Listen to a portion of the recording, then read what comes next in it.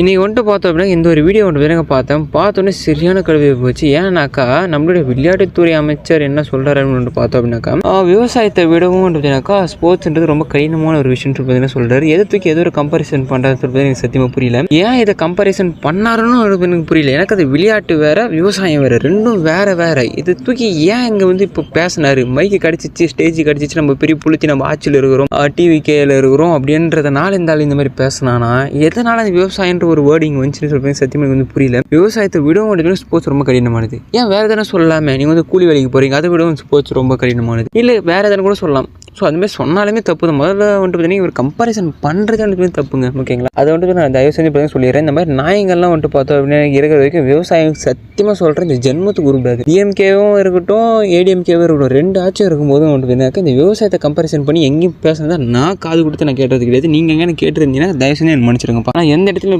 விவசாயத்தை விட்டு கொடுத்த மாதிரி எனக்கு தெரியல. ஆனால் இந்த ஆட்சி வச்சு டிவிக்கு வந்தோடனே பார்த்தீங்கன்னாக்கா விவசாயியோடைய இது மாறும், நிலைமை மாறும்னு பார்த்தீங்கன்னு நினச்சேன். நான் சத்தியமாக சொல்கிறேன் மாறத்துக்கு வாய்ப்பே இல்லை. எம்மனா மாதிரி ஆளுங்க இருக்கிறவர். எனக்கு விவசாயம்னா எப்படின்னு தெரியல. எனக்கு ஆட்சியில் உட்காந்துட்டு இருக்கேன். என்ன பண்ண போகிறான்? இப்போ பேசிடுவான், பேசி முடிச்சுட்டு ஏசிட்டு போய் நாய் மாதிரி பத்துப்பான், அவ்வளோதான். ஆனால் விவசாயம் என்ன பண்ணுவான்? காலைல ஏஞ்சதுலேருந்து சாயங்காலம் தூங்குற வரைக்கும். ஏன் சில பேருக்கு நைட்டு தூக்கமே இருக்கிறதுனால நைட்டு தூங்காமலாம் எனக்கு செடிக்கு மண் கட்டிட்டு இருந்திருக்கு, தண்ணி பசிட்டு இருந்திருக்கு, மருந்து வச்சுட்டு இருந்திருக்கு, நிறைய பேர் வேலை செஞ்சுட்டு இருந்திருக்கு. ஏன்னா இவனுமே நான் இங்கே பேசுவானுங்க, நைட்டு நல்லா நிம்மதியாக தூங்குவானுங்க. விவசாயம் பற்றி என்ன மயிரை தெரியும்?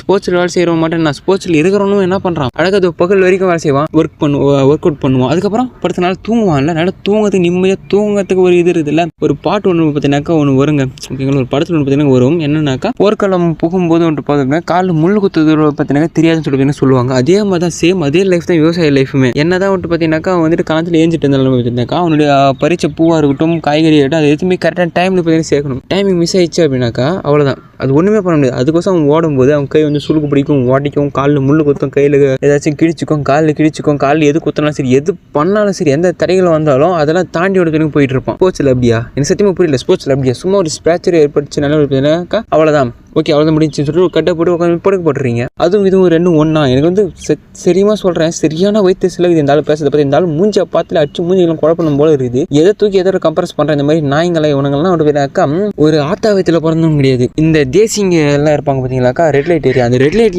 ஏரியாவில் பிறந்த நாய்களால் மட்டும் இந்த மாதிரிலாம் பேச முடியும். இந்த மாதிரி நாய்களெல்லாம் எப்படி ஆட்சியில் உட்கார வச்சார் விஜய்னு சொல்லிட்டு சத்தியம் எனக்கு வந்து புரியல. எங்கே எதை பேசணும் கூட தெரியல. ஆல்ரெடி விவசாயத்தை ரொம்ப கேவலமாக பார்க்குறானுங்க. பொண்ணு தர மாட்டேன்றானுங்க, பொருள் எதுவுமே போட்டாக்க அதுக்கான சரியான கூலி தர மாட்டேன்றானுங்க. அப்படி இருக்கும்போது இந்த மாதிரி நாய்ங்கெல்லாம் பேசினாக்கா அதுங்களை பற்றி நான் நினைப்பேன். ஒரு விவசாயம் தான் நான் சொல்கிறேங்க. நான் விவசாயம் தான் பண்ணிட்டு இருக்கேன். வேறு எந்த வேலைக்கு நான் போகல.